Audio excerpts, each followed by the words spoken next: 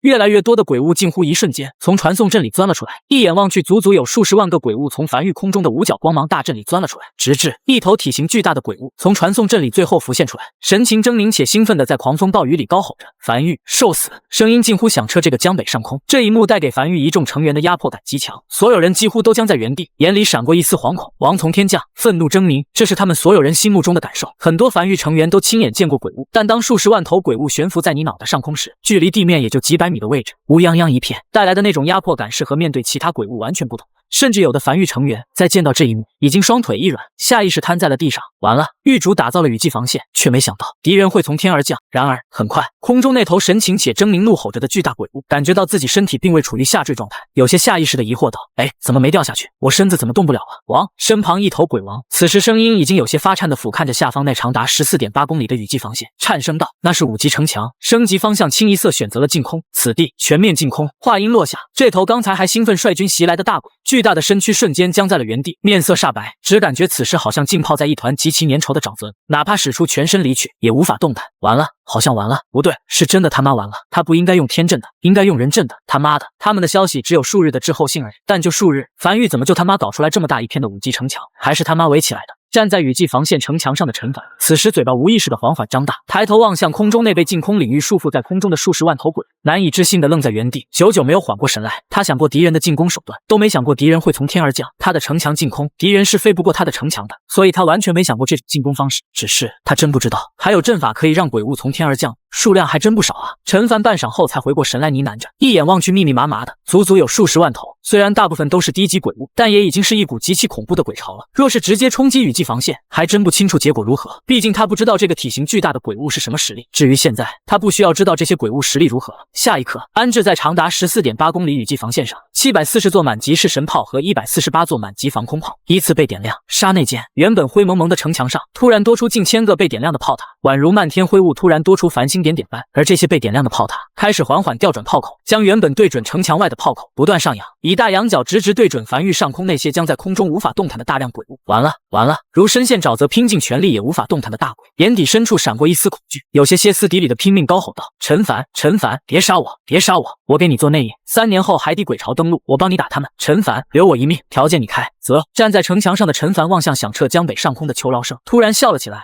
会求饶的鬼物有点意思，还是第一次见。留一命，他可以养一头异兽，但可从没想过养一头鬼物。740座满级式神炮，148座满级防空炮开始缓缓充能。下一刻，无数光柱划破夜空，雨季来了。不过这次下的是血雨，让这漫天血雨洒遍江北，让梵域目血腥生。一枚炮弹从式神炮炮管如离弦之箭般射向悬浮在空中的鬼潮，那是由猩红能量聚成的炮弹，一眼望去，摄人心魄。轰！无声的爆炸在空中响起，没有声音，但仿佛又震耳欲聋般，炸开的猩红炮弹将自身所携带的威力全都释放出去。瞬间，周围鬼物便化作粉碎，只有猩红血雨从空中洒下，但紧接着溢出的能量如血液藤蔓般以极快的速度朝周围鬼物笼罩而去，几乎瞬间便清空一片鬼潮。这是神炮的天道赐福效果。一出伤害会朝周围蔓延而去，而这仅仅只是一发740座满级式神炮齐齐发射，而加在其中的148座满级防空炮如烟花般在空中炸开的翡翠光柱，给这份由鲜血和灰雾组成的主旋律加了一份格外的色彩。雨季降临，大鬼率军如期袭来，所有梵域成员此时都怔怔地僵在原地，抬头望向头顶这一幕，久久未回过神。他们看见了人生最大的一个场面。数十万头鬼物如待宰羔羊般悬浮在空中，根本无法动弹，被迫遭受着火炮洗礼。鬼物数量在不断快速减少。我不服！皮糙肉厚又躲在人群里的大鬼此时还有半条命，但看起来也已重伤濒死，满眼不甘的怒吼着：“人类误我！什么狮子搏兔，上用全力！狗屁！狗屁！全是狗屁！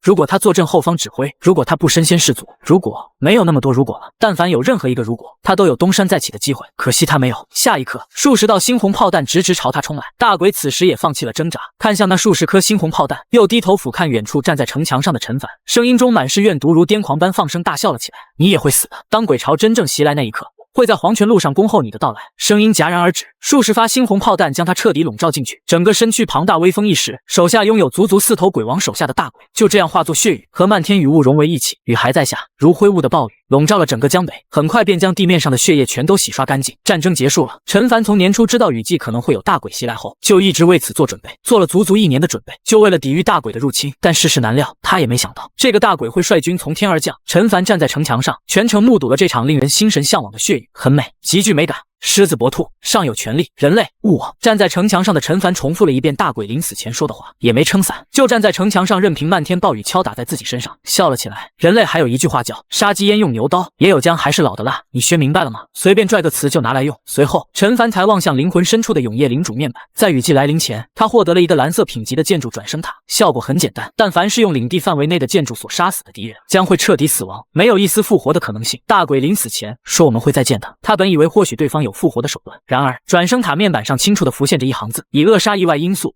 0，说明这个大鬼压根就没有复活的手段，单纯是在放狠话，我们会再见的。陈凡不由轻笑着重复了一遍这句话，他突然很好奇，自己如果临死前放狠话会放一句什么狠话，至少他觉得这句狠话有点不够狠。樊玉再次忙碌了起来，一众樊玉成员在各自队长的指挥下，开始迎着倾盆大雨清理着战场。就在这时，脚下城墙突然传来一道微弱的撞击声，陈凡身子前倾探出脑袋，才发现在城墙根部有一个猴头鬼正在卖力地敲击着城墙，只是城墙连一丝粉屑都未脱落。陈凡默默地望向这一幕，他1年前在老营地见过，只不过当他是比较狼狈，而现在望向这熟悉的一幕，他突然有些怀念1年前的雨季。渐渐的，越来越多的鬼物从永夜里走向灰雾，又从灰雾冲出城墙下，将整个江北防线渐渐围了起来。老朋友挺多啊！陈凡站在城墙上，默默地俯瞰着下方这一幕。是神炮并没有启动，这一发炮弹价格可不便宜，就这些零零散散的鬼物，打一发下去包亏本的。突然，陈凡眉头轻挑，望向从灰雾里走出来的数十个手持白色灯笼的鬼物，这他也熟悉，吊丧鬼很厉害。如果最后不是杀死了吊丧鬼头目，让所有吊丧鬼都随之身亡，他都会死，那是他经历过最大危机之一。下一刻，距离这批吊丧鬼最近的一门式神炮身上的纹路被缓缓点亮，一团猩红能量组成的炮弹刺穿暴雨，落在吊丧鬼中间。轰！这次有声音了，地面震动的声音响起，大量猩红能量如蟒蛇般开始四处弹射，在杀死吊丧鬼的瞬间，溢出的伤害朝四周快速溢去，将聚在城墙下的鬼物瞬间清空了一大片。陈凡面色微微古怪地望向下方那片惨烈的景象，和他想象的不一样，他想象的是神炮的溢出伤害，瞬间清空分裂后的吊丧鬼，结果吊丧鬼压根没有分裂，成粉末了。他望向永夜领主面板上的转生塔详细信息，果不其然，多了一点变化，以扼杀意外因素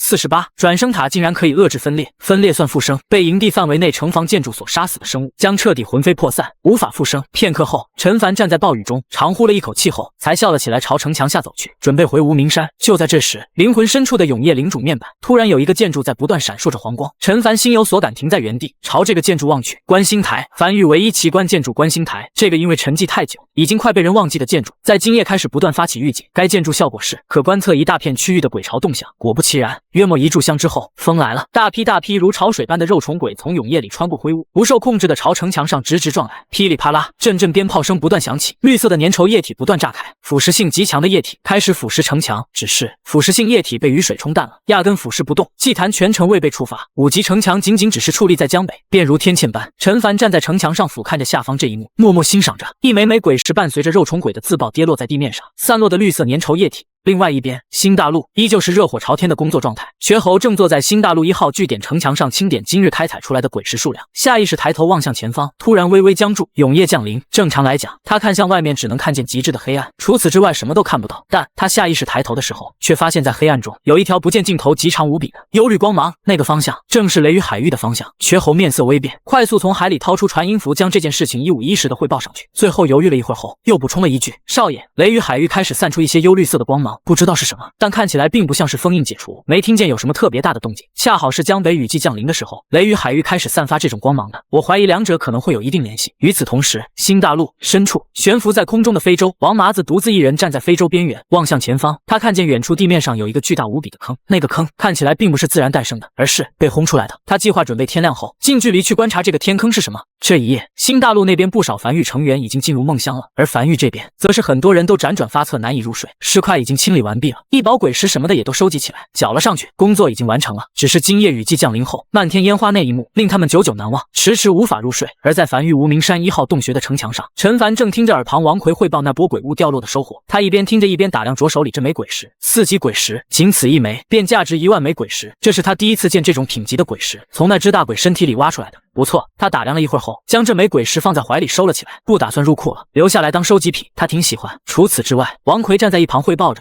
还掉落了不少异宝，所有异宝均已入库，等狱主你去查看。其中那头大鬼临死前，鬼气化作了2个异宝，光芒最盛。言罢，王奎将手里的2个异宝呈了上去。陈凡眉头忽皱，这2个异宝足以顶得上数百个白色品级的异宝，2件异宝均是黄色品级。第一件异宝是一块石头，老朋友了。异宝名称天道石，异宝品级黄色，异宝效果作用在任意建筑上，可让该建筑拥有一个天道赐福效果，且可生效在营地名下所有同类型建筑上，仅可作用在满级建筑。不错，陈凡笑了起来，将天道石塞进怀里，琢磨着待会儿用在哪个满级建筑上。至于另外一件异宝，则是一个特殊类异宝，看起来像是棉花糖一样，如同云朵般，摸起来软软的。不同的是，通体呈黑雾色。异宝名称：劫云。异宝品级：黄色。异宝效果：劫云，可安置在营地内，消耗鬼石。劫云会小范围集中降雨，并伴随电闪雷鸣。陈凡眉头微微皱起，若有所思地思索着，是个可以控制天气的异宝，品级虽不高，但光是能控制天气这一点就非同寻常了。虽然只是小规模降雨，但也很有用了。坐在城墙上的他，抬头望向无名山悬崖墙壁上，永夜已经将通天柱笼罩，但在漫天雷声中，他能清楚地看见通天柱的进度条正在快速增长，已经来到17%了，估计要不了几天便可来到100%。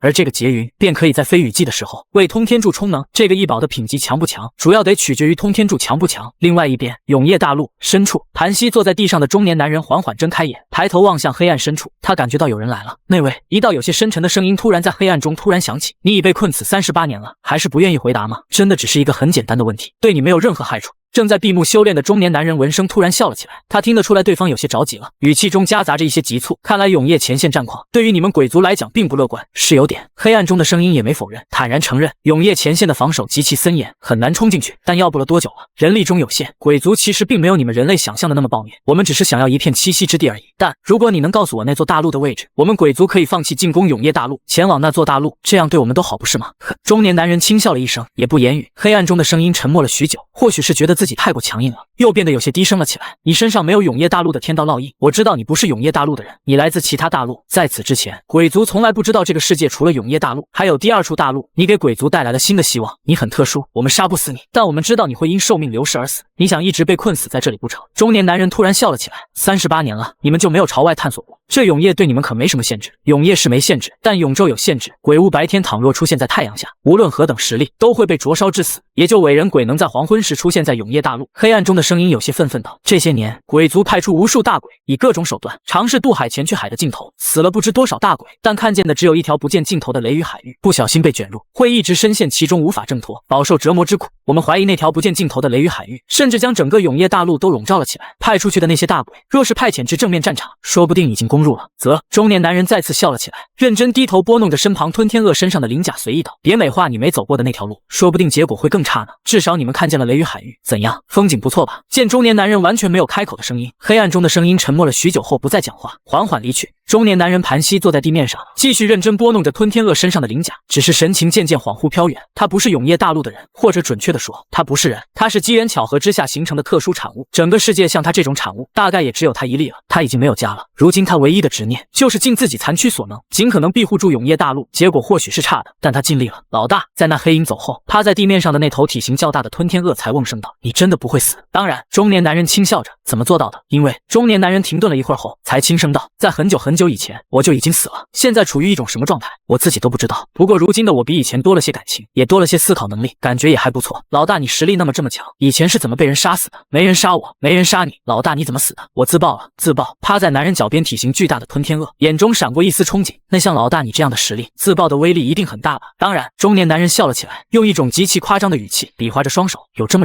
大呢，足以将永夜大陆炸沉，厉害。吞天鳄完全没感觉到中年男人是在以一种夸张的语气去讲，反而是极其钦佩的向往道：大丈夫当如此。噗呲，中年男人摇了摇头，忍不住笑了起来。这些年有这2条吞天鳄陪在身边，他感觉自己笑的次数明显比以前多了许多。只是停顿了半晌后，还是复杂的低声道：没你想的那么豪气，我是在即将落败时被迫自爆的。说起来其实是有些狼狈的，那肯定也给予了敌人沉痛一击吧。当然，敌人一点好处没落到，那就足以了。也就是吞天鳄的前爪比较厚重，不太适合比大拇指，不然此时这头吞天鳄肯定要比划出一个大拇指来。中年男人笑了笑，没再讲话，渐渐沉默了下来，思绪渐渐飘远。他有点想家了，可惜他的家已经没有了，他也再回不去了。没人能穿过那片雷雨海域，除非出现不合理的奇迹。天亮了，在永夜大陆，永夜如潮水般退去，太阳渐渐升起时，新大陆的永夜也随之退去，太阳也随之升起。从非洲船舱里走出来的王麻子站在甲板上，望向远处那个不见尽头无比巨大的深坑。因深坑面积过大，导致如果不从空中俯瞰望去，都很难看出来这里是个坑。这里就是他们今日的探索的目标。天亮了，可以出发了。非洲从空中一路逼入深坑，前进的距离越深，他们能看见的深坑全貌就越多，直至距离永夜降临还有半个时辰，他们终于来到这座深坑的最中心处。他们足足飞了1日才飞到这里。甲板上的王麻子小心翼翼地嘱咐身旁手下，他俯瞰着下方深坑，根本不是那种自然形成的地貌，伴随着高度渐渐降低，深坑的细节也映入眼帘，那坑壁并非粗糙的岩层，而是呈黑曜石般的琉璃质感，极其诡异。终于，非洲落在深坑底部，深坑周围什么都没有，没有鬼谷，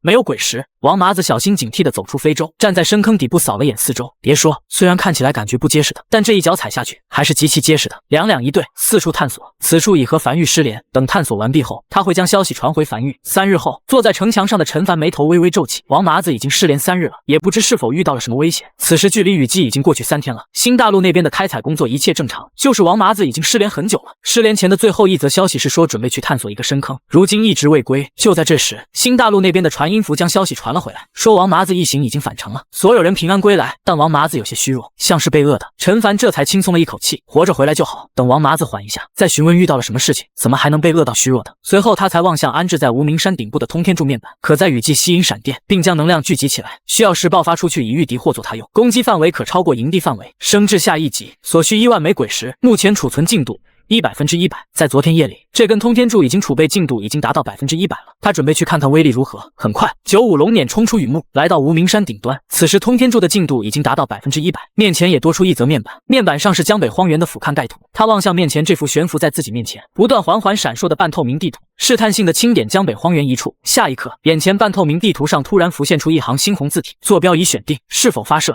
发射！陈凡顿时僵在原地，眼里满是懵逼。通天柱的面板写得明明白白，可储存雷电之力，并御敌。他本以为会像是光棱塔那样爆发出雷电攻击，结果发射这2个字眼是什么意思？他视线停留在通天柱面板上的那行小字，攻击范围可超过营地范围。良久后，他才深吸了一口气，再次看了眼自己选定的位置，那里是江北荒原的荒地，距离樊玉雨季防线足足有10几公里。这个位置绝对不会有人，没人会在雨季里跑到这里来。不对，陈凡从怀里掏出鬼皮地图，仔细扫了一遍，在确定江北荒原没有一座鬼火处于燃烧状态时，才放下心来。他有点怕炸到人，他抬起手指按向面前半透明地图上的发射2字。就在这时，无名山顶的地面突然开始缓缓震动，面前这座数百米高的通天柱也同样开始快速高频震动。不是吧？陈凡喉间微微滚动，眼中闪过一丝难以置信，没有丝毫犹豫钻进95龙辇，朝一旁快速逃去。数息后，仿佛最后冲刺般，地面狠狠地震动了一下，紧接着他看见了那根巨大的数百米高的通天柱，雕刻在通天柱表面的纹路从通天柱底部开始点亮，快速向上蔓延。眨眼间，整根通天柱的纹路都被彻底点亮，在雨幕中显得极其刺眼。下一刻，当通天柱表面纹路的光亮来到最巅峰时，通天柱的外壳开始快速脱落，并碎裂，重重落在无名山底部，露出其中一根已经悬浮在空中、较为细长、约莫10几米高的通体笔直的圆形柱子。此时，这个破壳而出的圆形柱子整体晶莹剔透，宛如云吞般，能依稀看见有无数闪电在柱子内不断疯狂游荡乱窜，而在柱子尾端，无数正在喷涌而出的雷电为这根圆形柱子提供推力，柱子开始升空，速度越来越快，直至飞入云层消失不见。但很快，他再次看见了那根圆柱子，已经在10几公里外，正以一种大仰角的架势，爆发出极快的速度，直直朝地面俯冲而去，携毁天灭地的威势刺穿雨幕，直直撞向地面。首先映入眼帘的是蓝，一种极致纯粹的蓝，夹杂着一丝丝惨白色。无数闪电在10几公里外的雨幕里炸开，冲天而起。紧接着，他听见了震耳欲聋的雷声，比雨季里的雷声更重，像是积攒了许久的雷声终于爆发出来一样。陈凡走出95龙辇，有些恍惚地看了眼远处炸在雨幕里的无数狂暴闪电和旁边不远处洒落在地面上的通天柱残骸。他是真没想到，这个所谓的发射是将整根通天柱发射出去，他以为只是发射雷电呢。所以这个巨大的通天柱仅仅起到一个蓄力的作用，真正储存的地方是核心那根较小较窄、晶莹剔透、半透明的圆柱子。没有停留，陈凡乘坐95龙辇从无名山上飞下去，直奔通天柱的目标地点而去。没多久，陈凡来到了这个10几米宽的深坑面前。已经过去有一段时间了，现在还能看见有残留电弧在深坑表面不断闪烁，不应该杀的。他站在95龙辇上，望向面前这个边缘闪烁着雷弧的深坑，突然后悔杀死那个大鬼了，当时就应该囚禁在空中的，这样他就可以试试这个吸满雷电的通天柱能不能对大鬼造成威胁了，能不能再来个大鬼让他是失手啊。这些战斗经验都需要有鬼物来配合他才能知道樊玉各个建筑的具体威力。回去没有丝毫犹豫，陈凡立刻再次朝无名山赶去，他要像那群猴子般在无名山上种满通天柱。这哪是什么通天柱啊，这分明是万里巡航导弹。一炷香后，陈凡出现在了樊玉港口位置，看了眼四周，略微满意的点了点头，这里不错。他画出一大片区域后，在这里打造了一个通天柱，并消耗了45.5万枚鬼石后，他将通天柱升至了10级，这也是通天柱的满级。面前缓缓弹出一则面板，通天柱升至10级，已升至满级，无法再次提升，获取满级效果满目疮痍。威力提升。这是樊玉的第11个满级建筑，不过他还是第一次见如此直白的满级效果。一个满目疮痍，一个威力提升，够直白的。他望向面板，这根被他升至10级的通天柱，总进度是1万分之0，总进度1万。1级通天柱的总进度是100，10级通天柱的总进度是1万，也就是说威力相当于得到了100倍加强。当然，同理，储能时间也增加了100倍。在雨季里，他花费了3日将一根1级的通天柱进度填满。按照这个进度来算，填满一个10级通天柱需要300天，雨季30天，也就是10年。10年，陈凡渐渐沉默下来。虽然通天柱10年后会成为一个大规模的杀伤力武器，但3年后海底鬼潮就要登陆了，他还指望通天柱可以在海底鬼潮大亮相吗？他等不了那么久。不过他突然又笑了起来，好巧不巧，他刚获得了一个名为劫云，可以控制局部天气的异宝，可以大大增快储能时间。具体储能多快，他还没做实验，这个得等雨季结束了再做。先打造通天柱再说。很快，在消耗了455万枚鬼石后，他打造了10根满级通天柱。下一刻，他从怀里掏出劫云扔在空中，眨眼间，这个小巧的劫云升在空中后开始快速变大，劫云内有不断弧形闪电闪过，开始降雨，并时不时劈一道闪电。在做完这一切后，陈凡才望向眼前这一幕，满意的点了点头。劫云的覆盖面积不小，完全可以将这10根满级通天柱安置进去，并且还能再塞下4、5根的样子。这片区域打造满级通天柱，至于这片区域外面就不打造满级通天柱了，充能不满的，打造大量刚好3年后充能满的就可以。终于，很长一段时间过后去，陈凡站在原地，双手叉腰，有些微微喘气的望向面前他打造的大量通天柱，满意的笑了起来。3年后便是这批通天柱启动之日，不错。陈凡满意的点头咧嘴笑了起来，他很喜欢这个建筑。通天柱这名字有点不贴切，他单手撑着下巴思索道。片刻后，他很快做出决定，满意点头道：“就叫樊玉巡航导弹吧。”就在这时，陈凡怀里的传音符发烫，里面传来瘸吼有些慌乱的声音：“少爷。”王麻子身子差不多恢复正常了，但神情有些惊恐，像是撞见鬼了一样，说要亲自当面给你汇报，现在就要坐高铁回樊玉。陈凡眉头微微皱起，听起来像是遇到什么大事了一样。再次看了眼自己部下的那批通天柱后，大步朝港口走去。新大陆，陈凡走下高铁后，时间已经来到了下午，他并没有第一时间去找王麻子，而是站在新大陆1号据点的城墙上，望向外面，看了一圈后，才望向身旁的瘸猴：“走吧，去找王麻子。”很快，瘸猴在前方带路，来到一个水井旁，然后无奈地望向王麻子那明显不太正常的精神状态，便先离去，将空间留给王麻子和少爷2人。陈凡望向趴在水井边缘望向井底的王麻子，眉头微微皱起。王麻子状态确实有些不太对，他上次离开新大陆时的时候打造了不少水井，用于补充淡水。此时王麻子就这样趴在井边，望向水底，像是中邪了一样。他单手拄着翡翠手杖，走至旁边桌前，拿起茶壶给自己倒了一碗茶，又倒了一杯茶给王麻子送去，站在王麻子身边轻声道：“王麻子，我来了，有实话慢慢说，你现在有点失态了。”话音落下，身体明显还在虚弱状态的王麻子突然转身望向陈凡，双手颤颤巍巍接过茶碗，眼眶里闪烁着泪花，颤声道：“玉主，我成天到了。”噗！陈凡刚送进嘴里的茶水一下没忍住，全喷在王麻子脸上。数息后，陈凡才深吸了一口气，将茶碗放在一旁，缓缓捉在井边，沉默许久后才轻声道：“可是遇到了可以制造幻境的鬼物，你将前后过程全都讲一遍。”天道，这太扯了，8成是中邪了。好，或许是被喷了一脸茶的缘故。王麻子此时也显得冷静了不少，开始陷入回忆。3天前，我率领商阁成员遵玉主令前去探索新大陆深处，发现了一个极大的深坑。我们足足飞了1天，才落到深坑中心。深坑内的地面是黑曜石一般的琉璃感，像是遇到巨大冲击后形成的。落地后，我就让商阁成员2一队四处探寻。但就在这时，我突然感受到一股强大的吸力从地底传来。下一刻，深坑中央地面突然多出一条裂缝，将我吸了进去。当我再次睁开的眼的时候，出现在一个地底深处的岩壁洞穴内，周围没有任何缝隙。但奇怪的是，我呼吸却正常，而且没有感受到任何异常感。我醒来后，第一时间尝试用传音符联系地面上的商阁成员，但却无法使用。不是距离过远，是根本无法激活。洞穴岩壁不大，什么都没有，空无一物。就在这个时候，我在墙上看见了一行雕刻出来的文字，不是我们认识的文字，就像是小孩涂鸦一般乱画的。但我在看见那行文字的时候，立刻进入了一个可能是幻境的地方。我的思绪飘在空中，飘得极高极高，俯瞰着整个新大陆。王麻子停顿了一下后，身子再次忍不住站立起来，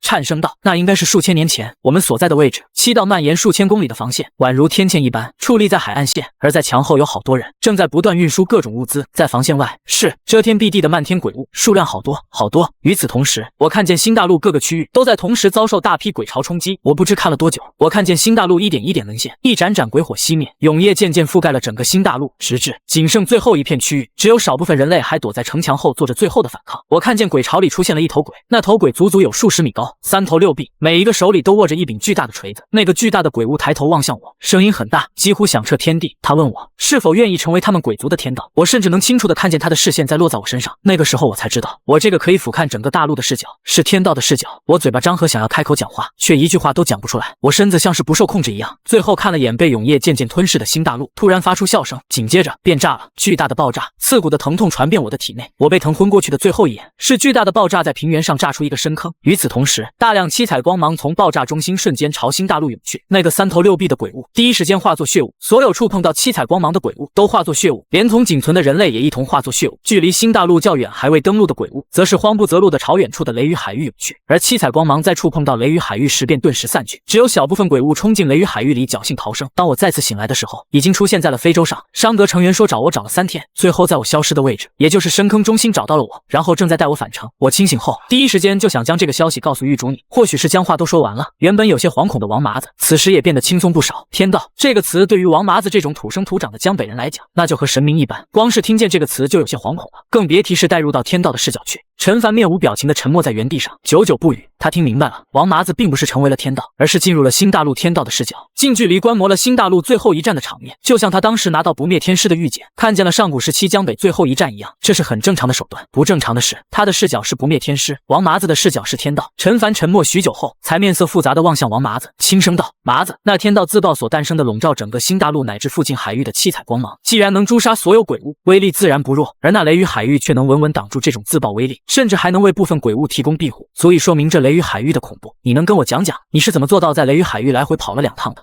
王麻子愣在原地，此时也才反应过来，他好像干了一件非常离谱的事情，挠着后脑陷入回忆，思索了许久后才迟疑道：“就那样过去了。雷雨海域里虽然雨大风大，一直电闪雷鸣，但雷电也不会劈海船，雷雨海域里的鬼物也不会攻击海船，只要运气好点，不被海浪卷走，船不翻就过去了。”陈凡沉默着没有讲话，如果真有这么简单就好了。他估计王麻子应该是运气极好，刚好误打误撞的走到了雷雨海域里唯一的一条生路，还来回都恰好走到。良久后，陈凡才拍了拍王麻子的肩膀，轻笑道：“放轻松，你只是以天道的视角看了新大陆最后一场战争而已，不至于太惶恐。不过樊玉德发展的更快一点了，免得永夜大陆的天道觉得前线可能撑不住了，也效仿新大陆天道直接自爆，就有点糟糕了。”王麻子点了点头，和狱主说完后，他感觉心里舒服了不少。随后他将记录着古战场位置的地图交给陈凡，事情便告一段落。随后让魏魏乘坐非洲，和商阁一起踏上探索之旅。不过这次的目标是王麻子刚探索完毕的那座深坑。魏魏全程趴在非洲上，稀奇且兴奋感受着这种飞在空中的感觉。但在行驶3日，视线已经能渐渐看见深坑轮廓后，他那灯笼大小眼睛里的笑意突然渐渐僵住。他此时只有一个想法，那就是千万别发现地精。这要是发现地精了，得挖多久啊？但当非洲落在深坑边缘时，魏魏急爪子下去，望向后爪上那重重一块的地精，又抬起扁扁脑袋，望向那不见尽头的深坑范围，眼里第一次人性化的浮现出了绝望。这里真的有地精，而且有大量地精。嘿，众人从非洲走下来，站在深坑边缘，个个极其兴奋。商阁在新大陆上发现了大批地精，又是一大功，每个人都很激动。只有魏魏呆呆的僵在原地，茫然的望向远处，显得有些格格不入。回去，王麻子深吸了一口气后，迅速下定决心返程，亲自和狱主汇报。此事甚大，必须当面汇报。又是3日后，此时陈凡早已回到樊狱，处理这营地内的事务。就在这时，他怀里的传音符突然微微发烫，是王麻子。狱主，我们和魏魏在那个深坑下发现了产量巨大的地精。陈凡眼睛亮起，笑了起来，一片无主大陆就是好啊，根本无需纷争，默认全是他的，这是好事儿。商阁有功，但是我们目前的主要开掘手段是魏魏，除了魏魏没有太好的开采手段，魏魏现在的精神状态处于有些懵逼状态，要想全部开采出来，怕是得耗上个近10年功夫。陈凡嘴角抽了抽，他给这事忘了，一个天道自爆炸出来的坑肯定小不了，让魏魏一个人去挖，那确实是个铁饭碗了。魏魏基本上半辈子都得搭在这个深坑里，慢慢挖吧，挖到天荒地老。你等会儿。他切断了和王麻子的传音后，又联系上在樊狱天气阁内的赵生平。赵生平，问你个事儿，用地精打造的锄头能加快挖掘速度吗？能。传音符里的赵生平回复的斩钉截铁，但声音里还是夹杂着疑惑。当然呢，地精是很不错的材料类天才地宝，用地精打造的锄头肯定能加快挖掘速度，但是这属于暴殄天物了。知道了。陈凡再次挂断了和赵生平的传音，重新联系上了王麻子。你安抚下魏魏的情绪，告诉他不需要全部挖掘完毕，只需挖一部分就可以，以后有时间了慢慢挖。时间在这样的宁静中很快一点点过去，20天转瞬而逝，伴随着阴云散去，雨季结束了。雨季结束的第一天，江北再次缓缓恢复了往日的热闹。陈凡拄着翡翠手杖站在雨季防线的城墙上，望向久违的晴空万里，俯瞰着远方江北荒原，轻笑着没有讲话。雨季结束了，这1个月内，樊狱在没有任何干扰的情况下发展的极快，新大陆那边的开采进度也很喜人。雨季结束后，江北繁育开始在关西平原各个势力之间流传了起来。这其中，对江北繁育信息了解最大的是涂仙圣地。涂仙圣地的圣主此时正默默地坐在茶桌前，望向手下递来的一份份情报，嘴角不断疯狂抽搐。10几年前，他得知那位离开无名山，被困于某处，并在无名山内留下了可培育雪莲花成熟的大阵。本着无主之物，有缘者居之，天与不取，反受其咎的道理，他就派人去了，亲自派遣由于宁儿带队，潜伏在距离无名山最近的江北城里江北陈家。待无名山成熟的第一时间，就立刻摘取。完美计划。他甚至还派出了少秋，那个曾经在关西平原创建了弑神殿的家伙，再加上其他一行人。然而，就在上次雨季的时候，于宁儿的命牌碎裂，其余一行人的命牌也已彻底碎裂。至于少秋，应该也死了。涂仙圣地没有少秋的命牌，他就知道这行人是凶多吉少了。不过他也没再派人去无名山，毕竟拾取无名山雪莲花的这个任务，在涂仙圣地的评级并不算特别高，不值得再派人去了。他甚至都快忘记这个事儿了。直至最近突然听到梵域的崛起，域主陈凡便是当年江北陈家驱逐出去的私生子。涂仙圣地的圣主坐在茶桌前，开始捋着这其中的逻辑关系。他得判断梵域和涂仙圣地到底有没有仇，应该没仇吧？陈凡被驱逐出江北陈家，这事儿可不是他授权的，他有点惧怕梵域。良久之后，涂仙圣地圣主长松了一口气，笑了起来。逻辑捋清楚了，应该是没仇，那些事情应该也算不到涂仙圣地头上。就在这时，茶室门被推开，又是一则消息被送到茶桌上。梵域暗阁阁主名为少秋，他脸上的笑意缓缓僵在原地。少秋竟然没死，还加入梵域了，这回是不是就有仇了？不对，这也不能算有仇吧？他是囚禁少秋不错，但少秋潜入他涂仙圣地，他囚禁一下不过分吧？再有仇，也是少秋和涂仙圣地的仇，不能将梵域拉进来吧？他低声嘀咕着。坐在一旁全程面无表情的大长老早已对此习以为常，这就是圣主的办事风格，他已经习惯了。又过去3日，雨季结束后，寒风从江北刮向关西平原，伴随着这道寒风的还有梵域。几乎一夜之间，关西平原不少人就已经知道江北崛起了一个神秘的势力，名为梵域。而在涂仙圣地旁边的凡人城池内，少秋正带着暗阁成员坐在城池内最高一座茶楼的最顶层包厢内，透过窗外望向不远处的那座山峰，眼里满是跃跃欲试。这座山峰上便是涂仙圣地。8年前，他尝试潜入涂仙圣地，以失败告终。如今，他修为早已突破5王，来到14级，而且手里还有地精打造的专武和夜行衣。他非常想再试一次，能不能潜进去？可惜这次是身负任务，需要前往关东平原，不能随意尝试。走了，他放下手中茶杯，走出包厢，朝楼下走去。他的任务是去探查关东平原的海岸防线情况，需要一路南下，尽可能探查到足够多的相关信息，然后在今年雨季前返回梵域进行汇报。又过去了1个月，少秋一行人连续奔波数日，终于来到了镇鬼关，屁股蛋都快裂成2半了。少秋有些嘟囔的从骷髅马上跳下来，望向前方的镇鬼关。过了这里，便是关东平原了。镇鬼关是个防线废墟，走，找个地方歇息下。他牵着骷髅马大步朝一家废墟下的站点走去。来，几位爷这边请。招待他们的小二颇为热情，小二将少秋几人引进客栈，又挤眉弄眼道：“那个几位爷要玩点啥？找点乐子不？”少秋有些无奈的叹了口气，这里的人确实服务不一样，一个临时歇脚的地儿还和青楼抢上生意了。你们要玩吗？给你们找2个，你看看你们喜欢年轻的还是年龄大的？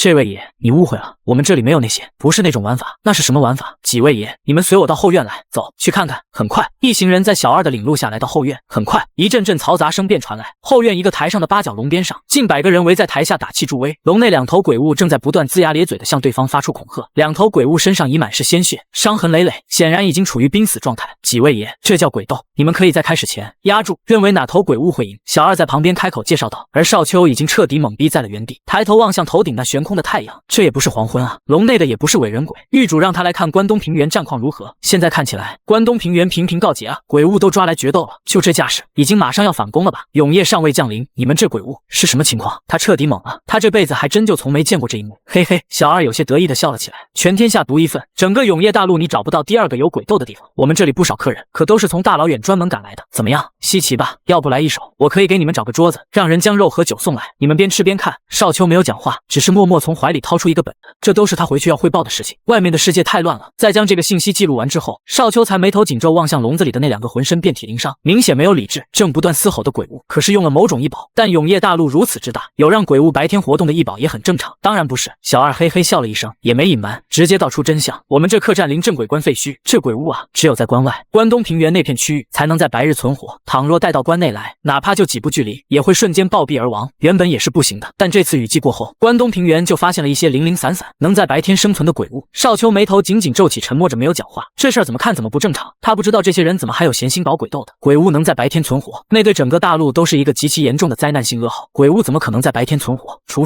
非关东平原可能沦陷一半了，才会出现如此漏洞。一旦7号防线崩溃，那无数鬼潮将会畅通无阻，一路北上，要不了多久就能兵临城下，抵达江北。这一路上的所有生灵都会因此而亡，必须尽快探查清楚关东平原的7号防线究竟是什么处境和状况。另外一边，此此时距离雨季已经过去1月之久，在这1个月的时间内，陈凡消耗掉了3.56亿枚鬼石，将原本14.8公里的雨季防线延伸至114.8公里，还差55.2公里，他的江北防线整个雏形便可彻底打造完毕。鬼石不够用了，接下来只需再等新大陆那边开采1个月，就能将这个江北防线打造完成。1月后，陈凡起了一个大早，精神饱满，乐呵呵地查看过樊玉仓库内的鬼石储备后，才朝城墙走去。如今的雨季防线已经彻底更名为江北防线，不再将樊玉领地护在其中，而是以一条近乎笔直的直线沿江北海岸线矗立，还差55.2公里。陈凡翻身骑上骷髅马，站在江北防线的尽头，望向空无一物的前方，深吸了一口气后，骷髅马开始快速奔腾起来。当马蹄即将落在空中时，一道快速凝成的5级城墙稳当当的出现在了马蹄下。骷髅马一路向前，仿佛蹄底生莲般，每跑一步，前方就会多出一道5级城墙，直至天色渐渐黑了下来，陈凡才缓缓翻身下马，站在城墙上，望向前方那座高耸入云的山峰。江北防线和这座山峰紧紧相连，这55.2公里的防线消耗了他近乎2亿枚鬼石。至此，170公里的江北防线雏形已成。陈凡站在城墙上，望向渐渐暗下了的天色，看了眼身旁那和江北防线相连高耸入云的山峰，又望向不远处不断翻涌的海面。半晌后，又转身望向身后那不见尽头的防线，他笑了。耗时1年半，一条长达170公里的江北防线，清一色5级城墙，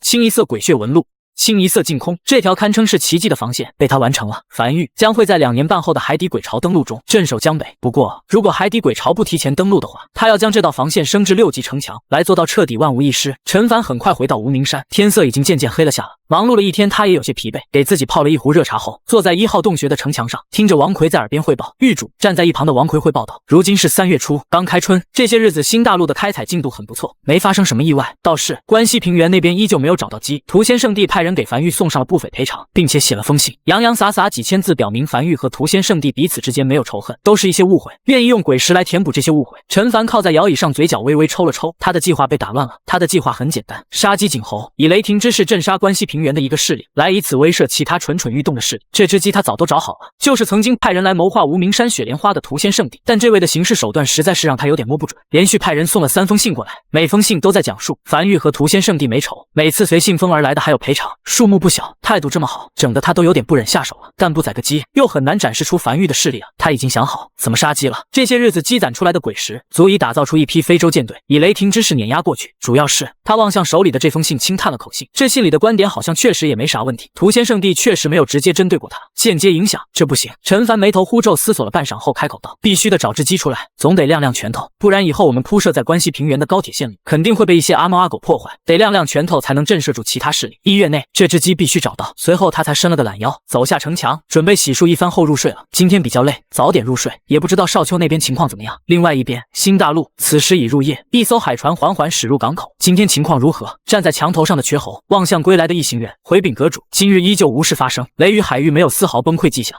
瘸猴轻点了下头，挥手示意几人进城。樊玉专门派出一艘海船，在靠近雷雨海域的地方每天时刻观察，一旦发现雷雨海域有崩溃的迹象，立刻上报，好让樊玉有处理的时间。随后他才抬头望向远处的永夜，思绪渐渐飘远，依旧好久没见过少爷了，也不知道少爷那边的樊玉发育的怎么样了。新大陆的1号宛如一台不眠不休的机器，在这台机器的运转中，每日都有大量鬼石鬼骨等通过海底隧道运向樊玉。此时距离雨季结束已经过去2个多月了，他有点想回樊玉了。新大陆一艘悬浮在空中的非洲上，王麻子望向手里的鬼皮地图，眉头紧皱。这几月他一直在探索新大陆，越过那个深坑后，他看见了越来越多的裂缝从新大陆最核心处朝四周蔓延而去，而且不知道是不是错觉，他依稀感觉好像裂缝好像在不断朝外延伸，只不过延伸速度极其缓慢。他这几日一直在追溯这些裂缝的源头，想要看看这些裂缝究竟是些什么。夜幕降临了，他转身走进船舱内，先入睡，剩下的事等明天再说。关东平原，邵秋正带领部分暗格成员待在一座城池的客栈内，面色隐隐有些难看。他已经离开樊玉2个月了，于昨日他已抵达关东平原的最南端，他看见了那7号防线，城墙很高，布满血渍，比樊玉雨季防线的城墙都要高，是6级城墙，宛如天堑一般，坐落在南部平原的海岸线上，看起来坚不可摧。但实际上，在2个多月前的雨季里，7号防线近乎全部沦陷。是的，关东平原在雨季里失守了，大批鬼潮冲破7号防线，在关东平原展开大肆屠戮。如今的关东平原十不存三，死了不知多少人。而在7号防线失守，关东平原即将正式沦陷前，永夜殿派人不计一切代价遏制住了鬼潮的泛滥，并坚持至天亮后快速修复好7号防线，这才撑过了整个雨季。永夜店但凡晚来一点，他们樊玉很有可能就已经不复存世了。这批鬼潮会一路北上，直至冲到樊玉门口。永夜店坐在床榻上望向窗外的少秋，默念了一遍这个名字。这是一个极其庞大的组织，不少势力加入其中，负责修建和维护整个永夜大陆上的所有防线，可以说是永夜店守住了整个永夜大陆。可是如今因前线战事过于紧急，永夜店也顾暇不及。他听过这个名字，那是在樊玉还未正式创建之初，狱主向一众元老征求势力名字的时候，王麻子提出了永夜店这个名字的想法。他当时并不在场，他那个时候还未曾加入樊玉，是事后王麻子和他闲聊时说到的，言语间还有些感慨。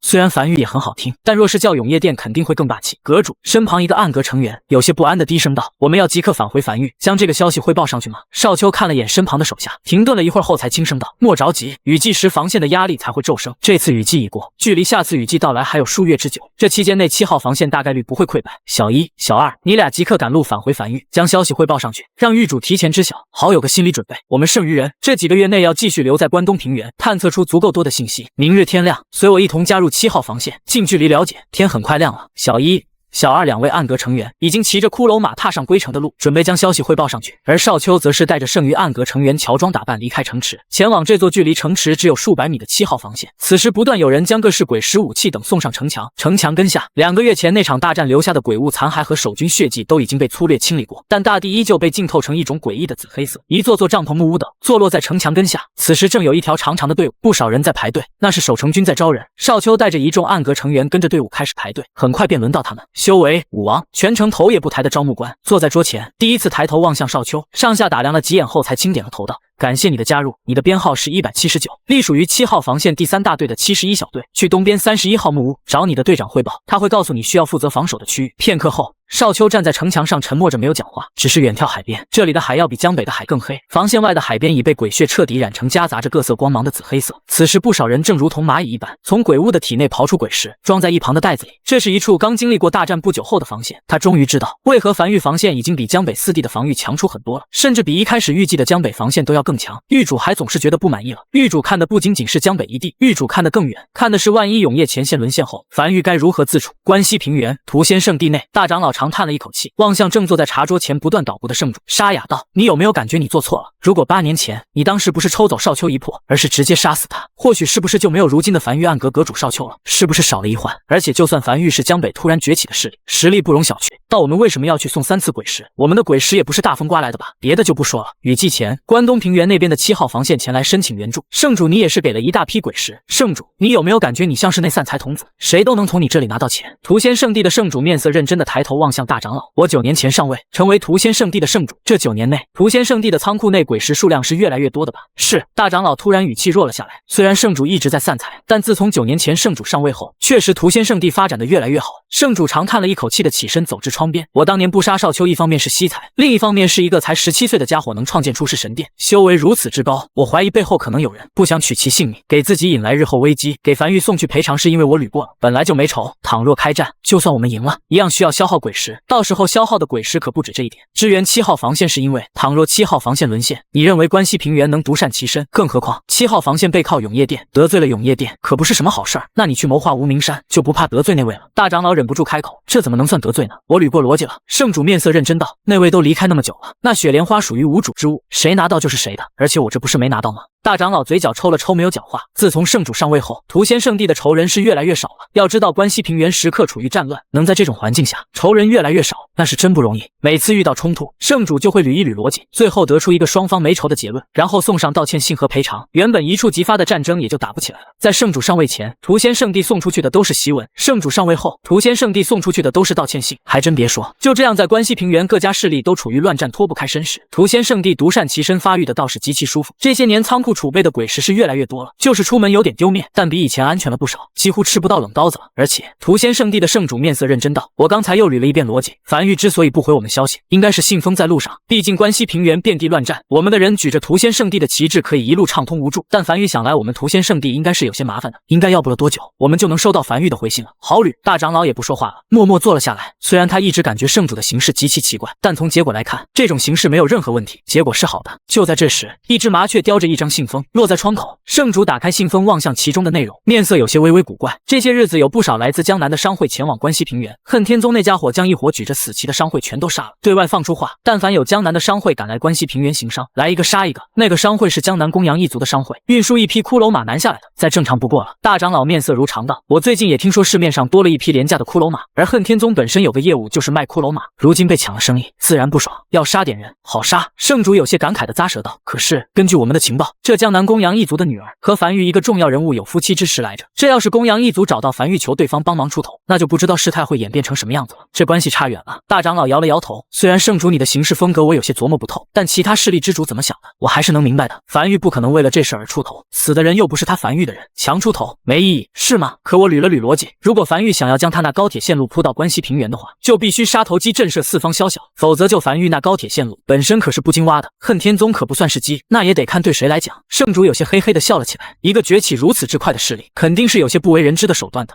这是我刚写的道歉信，再给樊玉送一封过去。圣主你这一手姿势越来越好看了，自然熟能生巧嘛。还有这封给恨天宗也送去，也是道歉信啊。前段时间咱们屠仙圣地的弟子不是和恨天宗的弟子有些冲突吗？这都是6个月前的事情了，也送一封，万一双方真打起来，恨天宗突然爆发底蕴打赢了怎么办？先送封道歉信过去再说。鬼石也送，当然哪有空嘴道歉的？今天还有道歉信要送吗？暂时没有了，辛苦了圣主，为了圣地的发展都是应该做的。樊城正坐在茶楼内和大鱼闲聊的公羊一月，突然怀中传音符微微发烫，在听见消息后微微一愣，沉默半晌后才起身低头望向大鱼，突然笑了起来。大鱼，如果让你脱离樊玉，跟我一起去浪迹天涯，你愿意吗？不愿。大鱼摇了摇头，只是抬头望向公羊一月的眼神里浮现出一丝疑惑。那没事了。公羊一月停顿一会儿后，才挤出一个笑容，摆了摆手朝茶楼外走去。家族那边有些事儿，我得先回去处理下。他到了被启动的时刻，只是这次他有点不是那么想被启动了。大鱼望向公羊一月离去的背影，突然反应过来，瞳孔闪过一丝慌乱，快速跑出茶楼，朝无名山暗阁跑去。公羊一族肯定出事了，暗阁负责樊玉情报系统，他想知道公羊一族发生了什么事儿，公羊一月是不是要被启动了？家主，公羊一月已乘坐高铁在返程路上，真的不求助樊玉吗？公羊一族影城内，这座清一色藤蔓纹路消耗重金打造出来的城池内，公羊一族所有长老聚集在此地，正在开会。他们刚收到消息，他们派出去的商会被关西平原一家名为恨天宗的势力所屠一空。公羊一族家主坐在家主位上，面色难看的一字一句道：“樊玉不可能因为我们而去和一个关西平原的顶尖势力开战，去求樊玉，一旦被拒绝，不但让我们脸上无光，让公羊月以后在樊玉又该如何自处？我们的事儿我们自己解决。我已经询问过太上长老，太上长老说已随时做好被启动的准备，我们必须要给予还击。”周围一众长老纷纷沉默着没有讲话。其实他们都清楚，哪怕让太上长老出动，一个守夜人对这种顶尖势力能造成的威胁是极小的，最后可能造不成损失。但既然家主心意已决，他们也没多说。就在这时，他们头顶上突然传来嗡嗡声音，公羊一族家主微微一愣，不知发生了什么，带着一众长老走出议事阁，抬头望去，只见影城上空不知何时密密麻麻飞来近100艘飞舟，此时一艘飞舟正在缓缓降落，准备落在影城内部，每个飞舟上都能清晰可见安装着狰狞的炮塔。这是飞舟。公羊一族家主面色瞬间大变，他只在传闻中见过这种载具，从未见现实中出现。这是恨天宗的手段吗？关西平原的顶尖势力也有些过于恐怖了。相比之下，他们公羊一族最大的底蕴守夜人倒是显得有些微乎其微。影城没有防空炮，他们根本没有还击手段。在非洲即将落下时，这个公羊一族的家主歇斯底里高吼着下达了最后一个指令：